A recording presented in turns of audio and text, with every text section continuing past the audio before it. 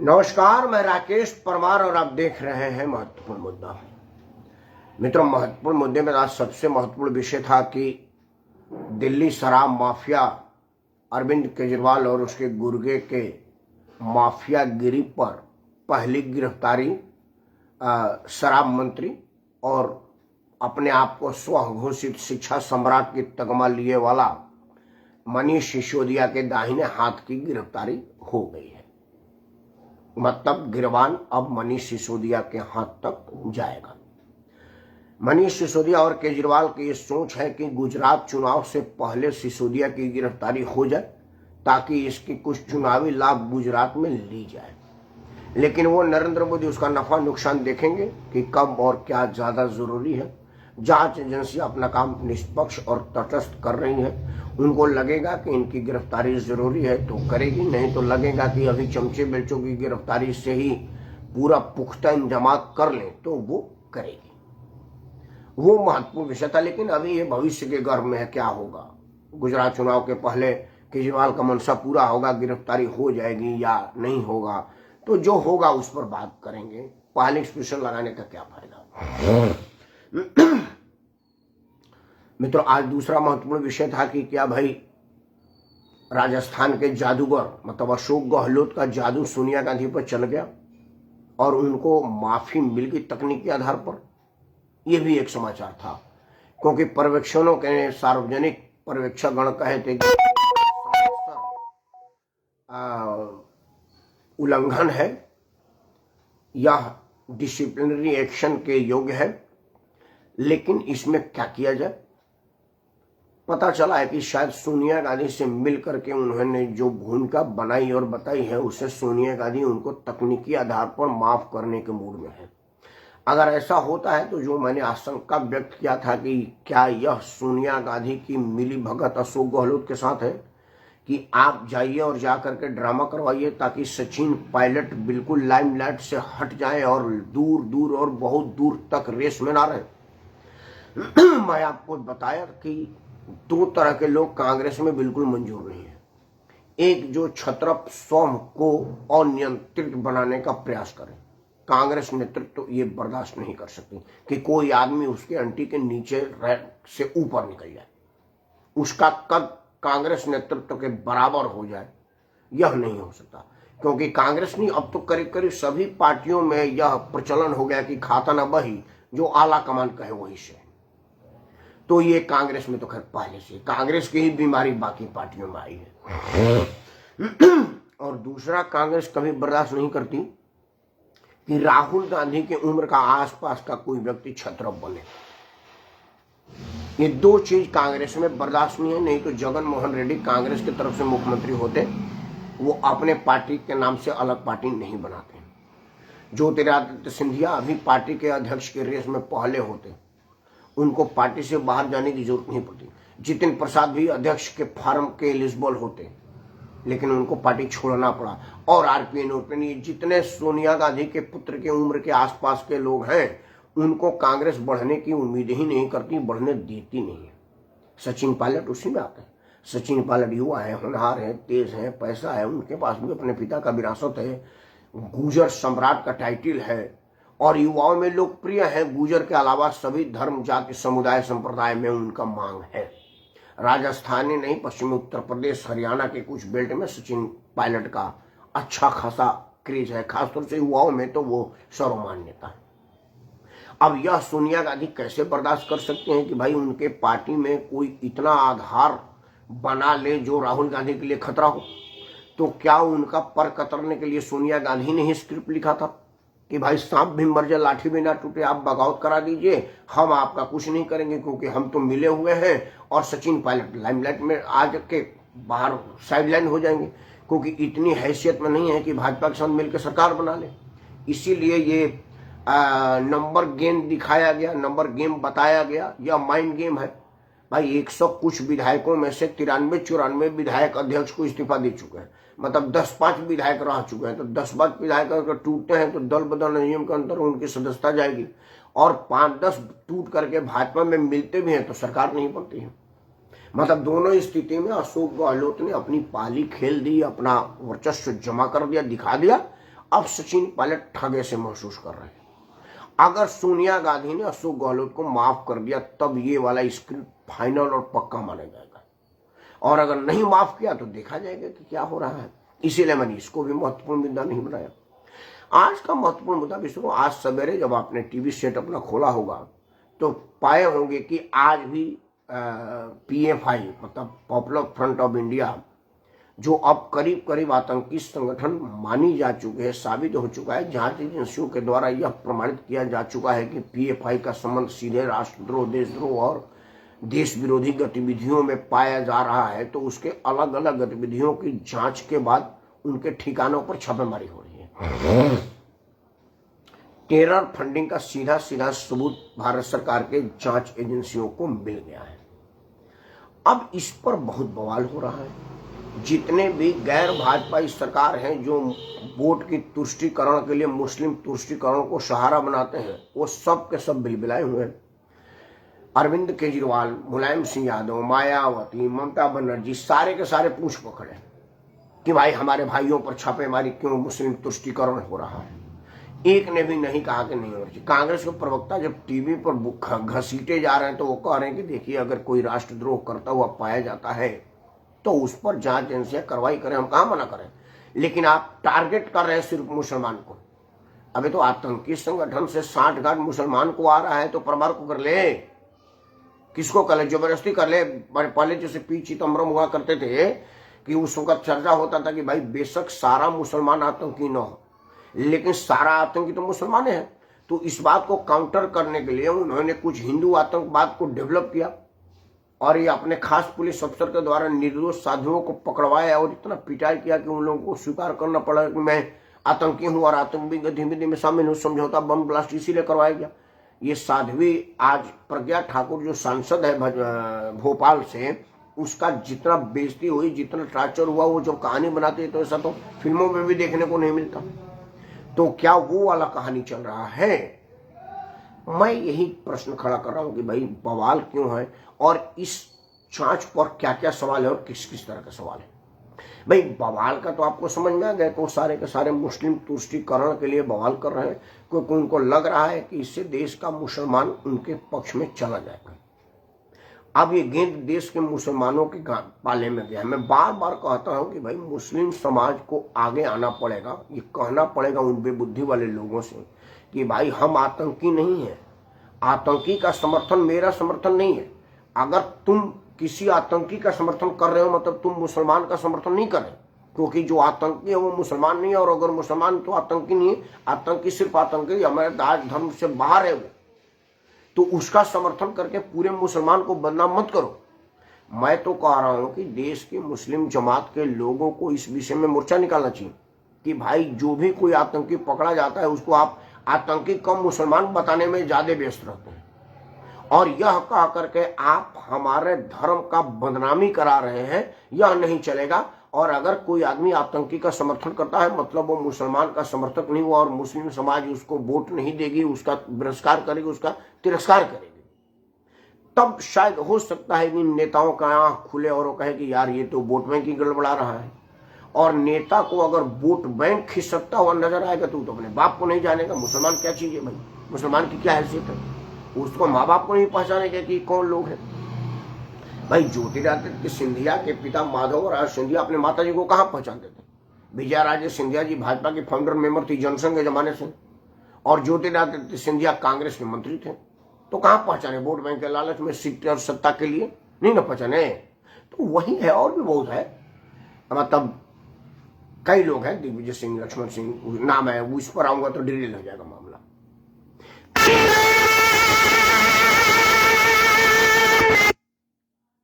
और सवाल क्या है ये मैं आपसे बात कर रहा हूं। भाई बवाल आपको समझ में आ गया, अब सवाल पर चर्चा करते हैं। सवाल है कि ये PFI पर छापेमारी क्यों हो रही है? पहला, किस लिए हो रही है? दूसरा, और किन परिस्थितियों में हो रही है? क्यों हो रही है यह बात आपको पता है, क्योंकि केंद्रीय जांच एजेंसियों को सबसे पहली बार चिंतित होना पड़ा जब भारत के प्रधानमंत्री जो अभी देश दुनिया में सर्वाधिक लोकप्रिय जननायक है, इस चुनाव में पहले टेन्योर में वो पटना के गांधी मैदान में चुनावी रैली को संबोधित करने गए थे। उनके 2014 से 2021 वाला टेन्योर में, 19 वाला टेन्योर में, उस टेन्योर में गांधी में रह गए थे। पीएफआई ने वहां पर बम्बार्डमेंट किया और वो बम बरसाते रहे, प्रधानमंत्री बोलते रहे। वो 56 इंच का सीना था जो बम से नहीं डरा, और वो बोलता रहा और आप बम गिराते रहे। जांच एजेंसियों का मन खड़का था, भारत के प्रधानमंत्री के सभा पर बमबारी हो जाए, ये छोटी मोटी घटना नहीं है, ये आम लोगों का काम नहीं है, कोई बहुत बड़ा नेटवर्क काम कर रहा है। और उसी नेटवर्क को खंगालते खंगालते बिहार के किशनगंज वगैरह और बहुत सारे जगहों पर दबिश दी गई और बहुत सारे लोग पकड़े गए थे। उनसे जो प्राप्त दस्तावेज हुआ उसको दबे पांव पीएफआई की गतिविधियों को एजेंसियां जांच करने लगी। जम्मू कश्मीर में उनके गतिविधियों को पहले से मॉनिटर किया जाता था। आतंकी और टेरर फंडिंग का सीधा सीधा कनेक्शन जम्मू कश्मीर में आया। केरल अब हमारे देश का हिस्सा रह भी गया है कि नहीं रह गया, यह चिंता का विषय है और इस विषय पर अब सब लोग चिंतित हैं। जम्मू कश्मीर की तरह से अब केरल में भी नया विधान, नया संविधान लगेगा क्या? पश्चिम बंगाल में ममता बनर्जी केंद्र की किसी भी एजेंसी को मान ही नहीं रही है। रानू पाठक को सुबह से बाद वो ये कार्य सीबीआई की टीम जाती है, उसको गिरफ्तार करवा लेती है, केंद्रीय जांच एजेंसी को भावे नहीं देती, वो भी चिंता का विषय। सब पीएफआई के इन्फ्लुएंस का असर है। उसके बाद क्या हो गया, भैया प्रधानमंत्री का हालिया दौरा हुआ था पटना गांधी मैदान में, अभी अंतिम वाला इस साल में। उसमें प्रधानमंत्री के दौरे के पहले पीएफआई ने बिहार के विभिन्न स्थानों पर दबिश दिया था और एक झारखंड पुलिस का अधिकारी और एक अध्यापक पकड़ा गया था। उसके यहाँ जो दस्तावेज प्राप्त हुआ उसमें लिखा गया था कि भाई 2047 तक हमको मुस्लिम राष्ट्र बना देंगे, गजबाए हिंद का सपना पूरा कर देना है और किस किस तरह से करना, क्या क्या करना है, ये सब उसमें आ गई थी। उसी दस्तावेज में उल्लेख हुआ कि भाई हिजाब विवाद को आगे बढ़ाया जाए और देश में हिंदू मुस्लिम का दंगा कराया जाए। पूरे दुनिया में आज हिजाब के विरोध में प्रदर्शन हो रहा है। ईरान में लड़कियां अपने सीने पर गोली खा रही हैं और अपना हिजाब और नकाब उतार रही हैं, बुर्का फेंक रही हैं, यहाँ तक अपने बाल कटवा करके फेंक रही हैं। इस सब आप लोगों ने टोटल टीवी पर और सोशल मीडिया पर देखा होगा। मतलब जो इस्लामिक राष्ट्र है वहां नकाब में उतार करके फेंक देने की प्रक्रिया चालू है। इन्हीं सब लोगों को, हाँ नमस्कार नमस्कार नमस्कार, एकदम आपका आशीर्वाद है पाठक जी, आपकी दुआएं हैं। तो जो चीज इस्लामिक राष्ट्रों में इनकार कर दिया गया है, पीएफआई ने यहां पर मुसलमानों के मन में उसको भरा। जैसे हिजाब मुस्लिम कंट्री में बैन हुए, सड़क पर नमाज दुबई में, तुर्की में, मतलब जो कट्टर इस्लामिक राष्ट्र है वहां अगर आप सड़क पर नमाज पढ़ते पाए जाएंगे तो आप पर सजा मिलेगा। आपके स्थान विशेष का रंग परिवर्तन कर दिया जाएगा पुलिस के लठ के द्वारा। बाकी तो आप समझ ही गए होंगे मैं क्या कहना चाहता हूं। सेंसर करना पड़ता है सार्वजनिक बयान, और आपको अर्थदंड लगेगा वो अलग से। ये हलाला 3 तलाक इंस्टेंट ये कई देशों में खत्म हो चुका है। पाकिस्तान जैसे इस्लामिक राष्ट्र में हलाला नहीं रह गया, हलाला को हटा दिया गया है। लेकिन ये सब भारत में मांग की जा रही है ताकि इससे देश में न मुस्लिम हिंदू करने का मौका मिले और इससे हिंदू मुस्लिम हो और देश में पीएफआई का एजेंडा लागू हो। जब इन चीजों को देखा गया कि भाई अचानक हिजाब की मांग कॉलेज यूनिवर्सिटी में कैसे होने लगा, अचानक कई कैमरों के कोण में एक लड़की अल्लाह अकबर कहती हुई गला फाड़ करके क्यों चिल्लाने लगी और आजू बाजू में कई लोग खड़े हैं, उन लोगों में से किसी ने प्रतिवाद क्यों नहीं किया। और ये वीडियो दुनिया के सभी चैनल पर, बीबीसी तक पर चला, अल्लाह अकबर एक सिंगल लड़की कह रही है। जब इन सब को एजेंसियों ने जांचा तो कड़ी से कड़ी मिली कि सब पीएफआई का साजिश है। दिल्ली दंगे में पीएफआई अमेरिका के राष्ट्रपति के भारत यात्रा को डिस्टर्ब करने और अपने मुद्दे को दुनिया भर में हाईलाइट करने का प्रयास किया। वो तो भला वो दिल्ली पुलिस का कि उन्होंने उसको सख्ती से मुकाबला किया।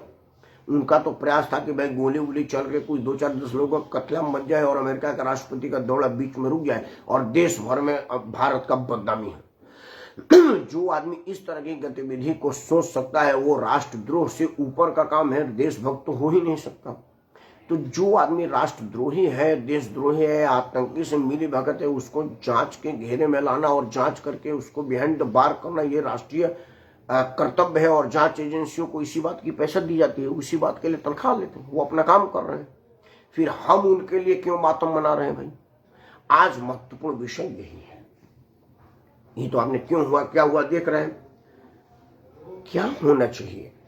अंतिम प्रश्न मित्रों, सबसे पहले तो हमारे भारतीय जांच एजेंसियों को उन लोगों के गतिविधियों की जांच करनी चाहिए जो आंख बंद करके मुस्लिम तुष्टीकरण के लिए मुसलमान का समर्थन करते हैं, वोट बैंक के लिए करते हैं, या इस बात के लिए वो भी कोई अनुकंपा या धन पा रहे हैं।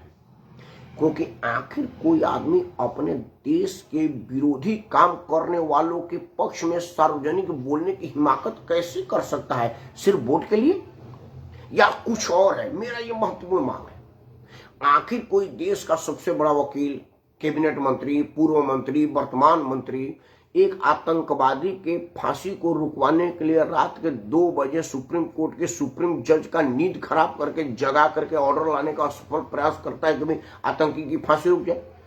उनमें से कोई भी आदमी गरीबी के मार पर नहीं आया, कोरोना टीकाकरण के लिए नहीं हाय होबा किया, इस बात के लिए क्यों किया?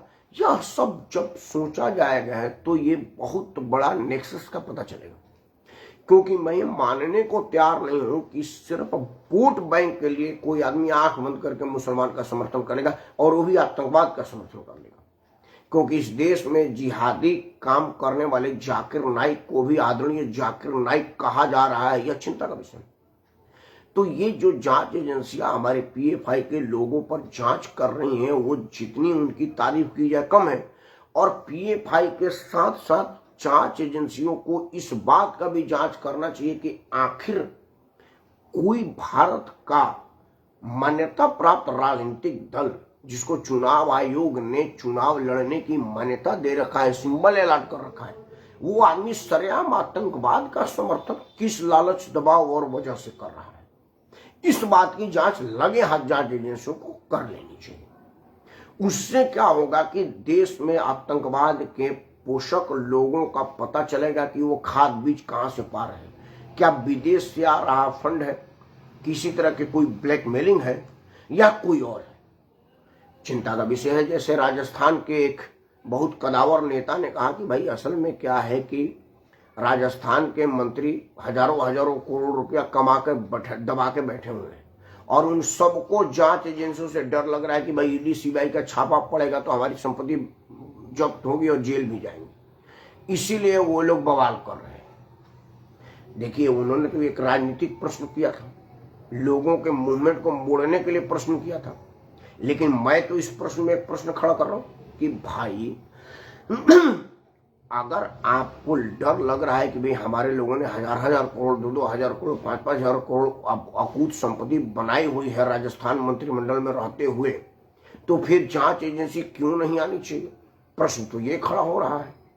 अगर आपने लूट की है तो आपको छूट इसलिए मिल जाना चाहिए कि आप विपक्ष दल के नेता हैं, देश में बवाल मचेगा कि भाई ऑपरेशन लोटस चल गया।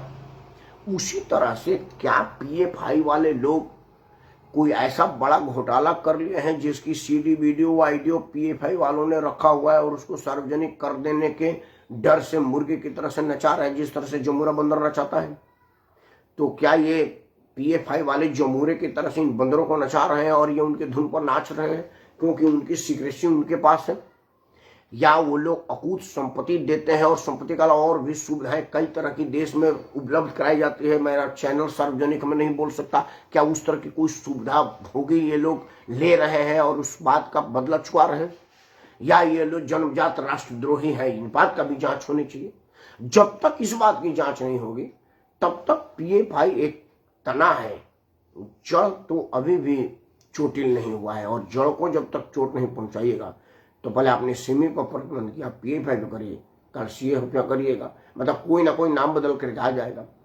लेकिन अगर आप जड़ में मट्ठा डाल देंगे तो फिर उसमें से कोई कोमल नहीं निकलेगी, आजीवन के लिए खत्म हो जाएगा। जांच एजेंसियां तो जरूर इस पर विचार कर रही होंगी। हमारी राजनीतिक शक्ति इस बात पर अपना आशीर्वाद और समर्थन दे दे, तब जा करके देश का कल्याण होगा, राष्ट्र का कल्याण होगा। और जब तक नहीं हो रहा है, उम्मीद के साथ कि राष्ट्र का कल्याण हो, देश का कल्याण हो, शत्रुओं का नाश हो और राजनीति को लोगों का मनोबल डाउन हो, PFI जैसे आतंकी संगठन का समर्थन करने वालों को। इन्हीं उम्मीदों, इन्हीं शुभकामनाओं मैं राकेश परमार आप सबको सादर प्रणाम करता हूँ। जय हिंद, वंदे मातरम।